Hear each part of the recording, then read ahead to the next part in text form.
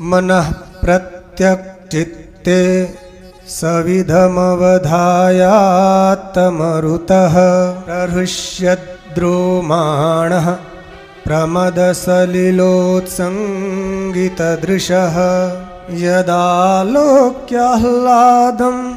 हृदयैव निमज्यामृतमये दधत्यन्तस्तत्त्वं किमपि यमिनस्तत् किल भवान्। अब देखिए यहाँ से पुष्पदंती जी अपना गियर बदलते हैं। यहाँ उन्होंने एकदम गाड़ी चेंज कर दी है। कैसे?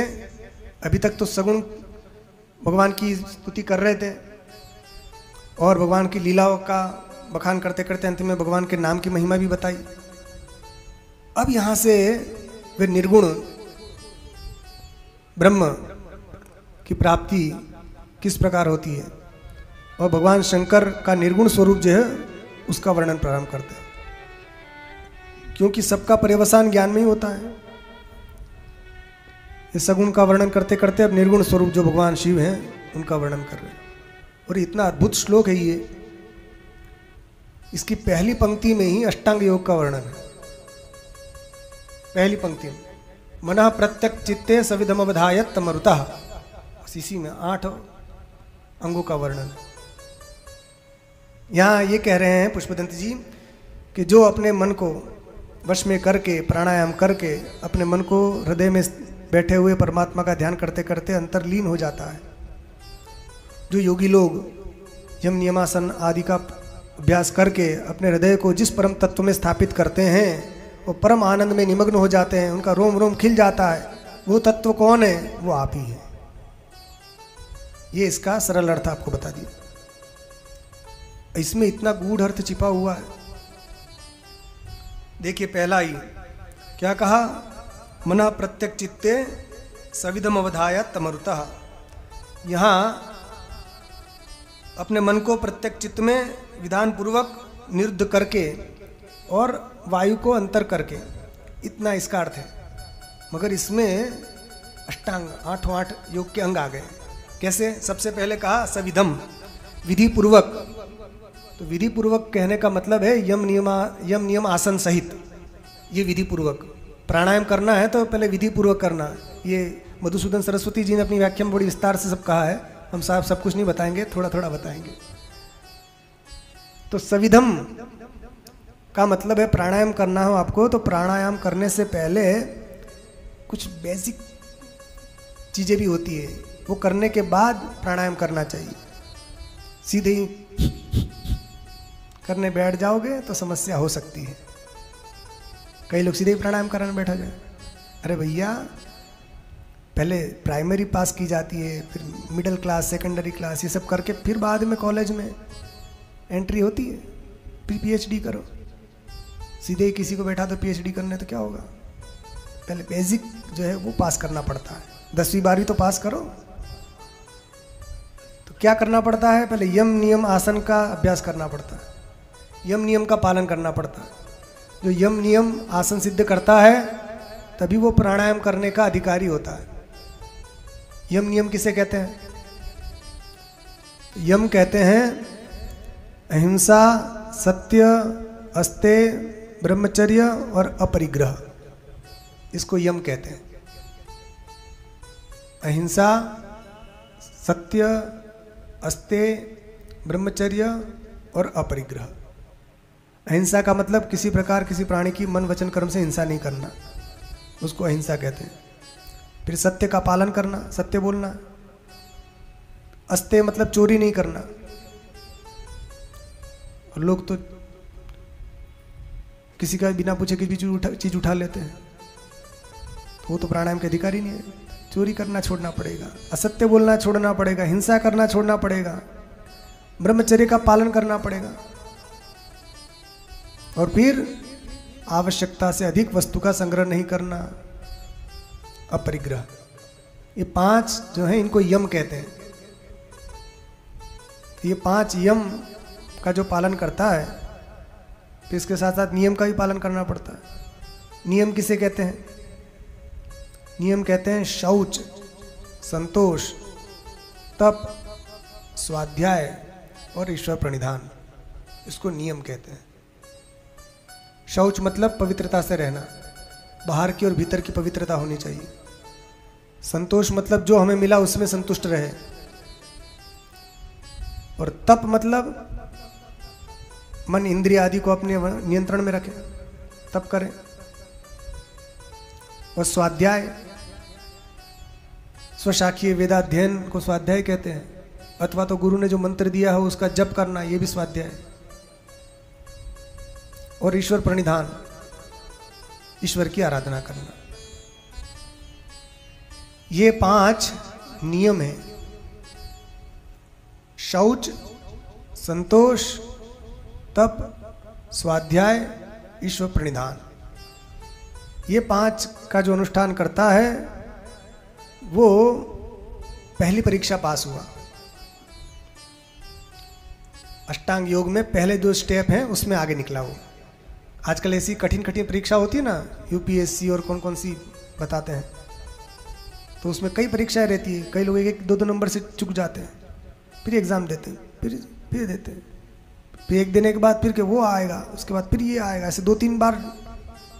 अभी कोई आया था तो हमको बता रहा था कि 1,80,000 में से 3400 पास हुए, उसमें उसका नंबर लग गया।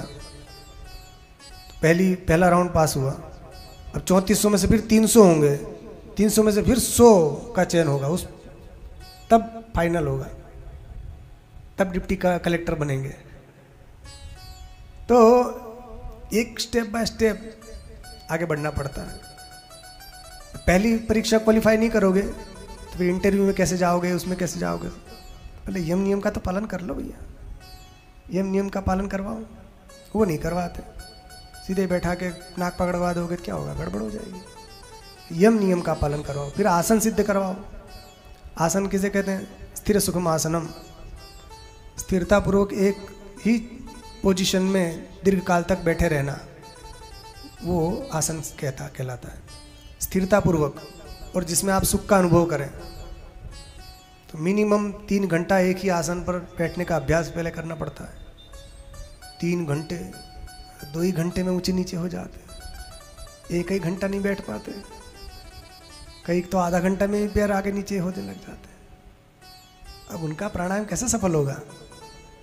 इसलिए पहले आसन सिद्ध कराया जाता है। ये जो यम नियम आसन जिसने सिद्ध कर लिया, फिर वो प्राणायाम का अधिकारी हुआ। तो प्राणायाम किसे कहते हैं? प्राण की जो गति है, गति विच्छेद, उस गति को रोकना, अवरुद्ध करना, वो प्राणायाम है। ये 3 प्रकार का होता है, रेचक, पूरक, कुंभक। तो पहले श्वास को लेते हैं, नासिका के एक छिद्र से श्वास को लिया, ये पूरक कहलाता है। फिर उसको अंदर रखा, वो कुंभक कहलाता है। फिर उसको छोड़ दिया, ये रेचक कहलाता है। तो ऐसे नाक पकड़े तो यहाँ से खींचा, पूर लिया, वायु पूरी तो पूरक हो गया। अंदर रखा कुंभक, फिर धीरे धीरे छोड़ दिया रेचक। फिर जहाँ से छोड़ा था वहाँ से वापस लो, फिर वापस रोके रहो, फिर धीरे धीरे छोड़ो दूसरे छिद्र से। ये एक प्राणायाम हुआ। 1-4-2 का क्रम है। जितनी देर में आपने वो ली, एक मंत्र बोलकर आपने एक मंत्र बोलकर आपने श्वास खींची, फिर नाक बंद करके 4 बार वो मंत्र बोलना चाहिए। 4 गुना, जितना लिया उससे 4 गुना अंदर रखना चाहिए, और जितना लिया था उससे दुगना छोड़ना चाहिए। दुगना मतलब दुगनी स्पीड में, अर्थात एकदम 4 बार रखा था तो 2 बार मंत्र बोलो, उतने में छूटना चाहिए। 1 बार मंत्र बोल के लिया, 4 बार बोले तब तक अंदर रहा, और 2 बार मंत्र बोले तब छूटे। फिर जहाँ से छोड़ा था वहाँ से फिर 1 बार मंत्र बोलो और तुम खींचो, फिर 4 बार रखो और फिर 1 बार छोड़ो, 2 बार छोड़ो। तो ये 1-4-2 का जोड़ा हुआ, ये प्रारंभ में होता है। उसके बाद इसको बढ़ाया जाता है अभ्यास करते करते, फिर 2-8-4 हो जाता है। उसका अभ्यास करके बढ़ गया तो फिर 4-16-8 हो जाएगा। ऐसे जिसका अभ्यास करते करते जितना बढ़ जाए। तो ये प्राणायाम कहलाता है। जब प्राणायाम हो जाता है उसके बाद ये प्रत्याहार किया जाता है। प्रत्याहार किसे कहते हैं? अपनी इंद्रियों को विषयों से हटाकर चित्त के स्वरूप में, चित्त में खींच के ले आना, ये प्रत्याहार हो गया। प्रति आहरण करना, प्रत्याहार। इंद्रियों को उनके विषय से हटाकर चित्त में लगा देना, चित्ताकार बना देना, ये प्रत्याहार हो गया। जब प्रत्याहार सिद्ध हो जाता है उसके बाद फिर धारणा की जाती है। ये योग के 8 अंग है ना, यम, नियम, आसन, प्राणायाम, प्रत्याहार, धारणा, ध्यान और समाधि, ये योग के 8 अंग हैं। तो क्रम से हम जा रहे हैं। यम हो गया, नियम हो गया, आसन हो गया, प्राणायाम हो गया, प्रत्याहार हो गया, अब धारणा, ध्यान और समाधि 3 बचे। धारणा किसे कहते हैं? किसी एक देश में अपने चित्त को लगाने का बार बार प्रयत्न करना। वो देश बाहर भी हो सकता है, भीतर भी हो सकता है। बाहर कोई वस्तु विशेष, कोई चीज रख दी, चाहे दीपक को देख रहे हैं या कोई वस्तु को, भगवान की मूर्ति को देख रहे हैं या सूर्य चंद्र देख रहे हैं, कुछ भी। या भीतर जो अंदर हमारे 7 चक्र हैं, मूलाधार से लेकर ब्रह्मरंध्र तक, सहस्रार तक, उनमें अपने चित्त की वृत्ति को लगाना, धीरे धीरे अभ्यास करना, ये भी धारणा है। या तो मूलाधार में लगा लो, या फिर स्वाधिष्ठान में लगा लो, या फिर मणिपुर में लगा लो, या अनाहत में, या विशुद्धि चक्र में, या आज्ञा चक्र में, या फिर ब्रह्मरंध्र में, जहाँ ब्रह्म सहस्रार, वहाँ। ये 7 चक्र, इनमें अपने चित्त को लगाने का बार बार अभ्यास करना, इसको कहते हैं धारणा। देशबंध चित्तस्य धारणा। फिर यही धारणा जब परिपक्व होती है तो इसको ध्यान कहते हैं। तत्र प्रत्येकतानता ध्यानम। तेल धारा के समान जब चित्त की वृत्ति उसमें लगी रहे, उस विषय में जिसमें आप लगाना चाह रहे हैं, तो वो ध्यान कहलाता है। धारणा और ध्यान में यह अंतर है कि धारणा में चित्त की वृत्ति टूटती ही रहती है, थोड़ी थोड़ी, बार बार प्रयत्न करना पड़ता है, आती है जाती है, आती जाती है, कभी कुछ और भी याद आ सकती है। और ध्यान में सब जगह से वृत्ति हटकर केवल उसी में लगी रहती है, ये ध्येय है। और समाधि, वहाँ सबका अभाव हो जाता है, केवल आत्म तत्व अवशिष्ट रहता है। जो आपका ध्येय है उसी में आपका मन लगा रहता है। अर्थमात्र निर्भासम स्वरूप शून्य में समाधि। अर्थमात्र का निर्भासन होता है, वो भी 2 प्रकार की, सविकल्प निर्विकल्प होती है। एक में त्रिपुटी रहती है, एक में त्रिपुटी नहीं रहती। त्रिपुटी कहते हैं धारणा, ध्याता, ध्यान और ध्येय, 3 चीजें होती है। आप ध्यान करने बैठो तो आप जिसका ध्यान कर रहे हैं वो, उसको कहते हैं ध्येय। और जो ध्यान करने वाला हो गया ध्याता। ध्याता ध्याता ध्येय का क्या करता है? ध्यान। जो क्रिया है उसको ध्यान कहते हैं। 3 चीजें होती है। ध्याता ध्येय का ध्यान करता है, ये 3 चीजें हो गई, ये त्रिपुटी है। तो ये त्रिपुटी जहां रहती है वो सविकल्प समाधि है। और जहां ये त्रिपुटी नहीं रहती, ध्याता नहीं रहता, ध्यान नहीं रहता, एकमात्र ध्येय बचा रहता है, उसको निर्विकल्प समाधि कहते हैं। तो ये जब सिद्ध हो जाती है तो चित्त वृत्ति निरोध हो जाता है। तदा दृष्टु स्वरूप अवस्थानम, तब दृष्टा का अपने स्वरूप में अवस्थित हो जाता है। ये मुक्ति हो गई। ये योग सिद्धांत के अनुसार आपको हमने ये बात योग दर्शन के अनुसार सारी बात बता दी। ये जो बातें हैं सारी एक पद में क्यों बताई ये सब? तो पुष्पदंत जी ने ये एक ही पद में सबका उल्लेख कर दिया है, एक ही पाद में। मनः प्रत्यक चित्ते सविधमवधायात्तमरुतः, इतने में ही ये अष्टांग योग का वर्णन कहाँ कहाँ किया इसमें? तो सबसे पहले सविधम जो कहा उससे यम नियम आसन का ग्रहण होता है। और आत्तमरुतः, आत्तमरुतः कहा उससे प्राणायाम का ग्रहण होता है। और प्रत्यक शब्द का प्रयोग है, उससे प्रत्याहार का ग्रहण होता है। और चित्त शब्द का उल्लेख है, उससे धारणा का ग्रहण होता है। और अवधाय जो कहा है उससे ध्यान और समाधि इसका ग्रहण होता है। सोचिए कितनी विशद अपनी ये संस्कृत भाषा है। एक ही पाद में इतना सब बता दिया। ये एक ही श्लोक पर, इसी एक ही श्लोक पर 5 दिन आराम से प्रवचन किया जा सकता है। जैसे हमने एक बार बताया त्रयी सांख्यम योग वाला भी ऐसा श्लोक है, ऐसे ये श्लोक भी ऐसा है। एक ही पाद में आज का प्रवचन एक ही पाद में पूरा हो जाता, 2 घंटा निकल जाता, इतनी विशिष्ट व्याख्या इसकी। खैर अपन तो आगे चलते हैं, ये आपको हल्का सा बता दिया ताकि आप लोग इससे भी अनभिज्ञ न रहें। तो ये योगाभ्यास जब करता है साधक तो उसको एक परम तत्व का दर्शन होता है, ब्रह्म का साक्षात्कार होता है और उसका रोम रोम खिल जाता है, उसका मन प्रसन्न हो जाता है, दुख का नामो निशान नहीं रहता, परम आनंद में निमग्न हो जाता है। उस समय जिस तत्व का दर्शन वो साधक करता है वो तत्व कौन है? हे शंकर भगवान, वो तत्व आप ही हैं। ये पुष्पदंत जी कह रहे हैं। तत् किमपि अमीनस तत् किल भगवान, हे प्रभु वो परम तत्व आप ही हैं, ये पुष्पदंत जी कह रहे हैं। और यदि आपको दृष्टांत से समझना हो, इसमें दृष्टांत से समझना हो कि प्राणायाम प्रत्याहार क्या है, तो ये समझिए एक घोड़ा है, वो बहुत ही चंचल है। वो चंचल घोड़ा अपने स्थान से छूटकर भाग गया, दूर चला गया। अब घोड़े का मालिक उसको पकड़ने के लिए दौड़ रहा है, मगर घोड़ा चंचलता के कारण पकड़ में नहीं आ रहा।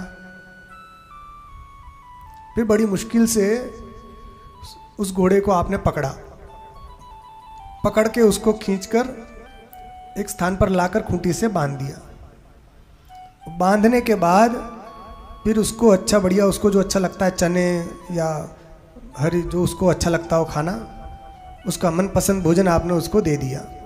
तब वो घोड़ा मनपसंद भोजन खाने में निमग्न हो गया। वहाँ उसको दूसरी जगह वो भोजन नहीं मिलता था, केवल यहीं मिलता था। कई दिन तक आपने उसको वो भोजन कराया, तब उसको उसकी आदत पड़ गई, उस दूसरी चीज़ें उसको पसंद नहीं, बस यही अच्छी लगती है।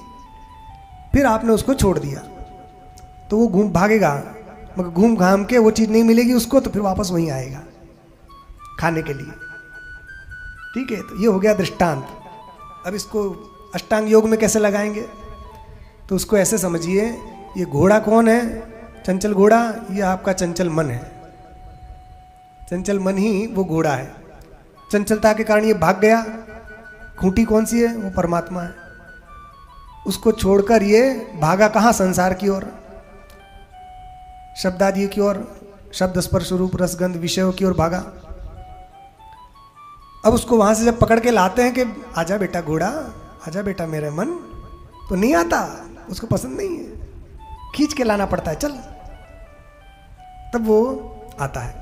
अब उसको आप पकड़ के लाए तो उसका प्रति आहरण किया आपने, तो खींच के लाना क्या है? प्रत्याहार है। खींच के लाए और उसको खूंटी से बांधना क्या है? वो धारणा है। और उसके बाद उसको जो अच्छा बढ़िया बढ़िया खिलाना, वो क्या है? वो ध्यान है। अच्छा खाने में मग्न हो जाता है। फिर आप उसको जब छोड़ेंगे, वो कहीं भी जाएगा, घूम फिर के वहीं वापस आएगा। ये क्या है? समाधि हो गई। वो कहीं नहीं जाएगा, फिर वहीं आएगा। इस प्रकार इस चंचल घोड़े को वश में करने के लिए ये प्रत्याहार, धारणा, ध्यान आदि सब किया जाता है। अंत में ये घोड़ा वश में हो जाता है, और जिसके वश में हो जाता है फिर उसके अनुसार चलता है। जिसके वश में नहीं होता तो मालिक को गिरा देता है, जिसके वश में होता है मालिक का वफादार हो जाता है। तो हमें अपने मन रूपी घोड़े को यदि नियंत्रित करना है तो ये अभ्यास भी करना पड़ेगा, ये पुष्पदंत जी कहते हैं।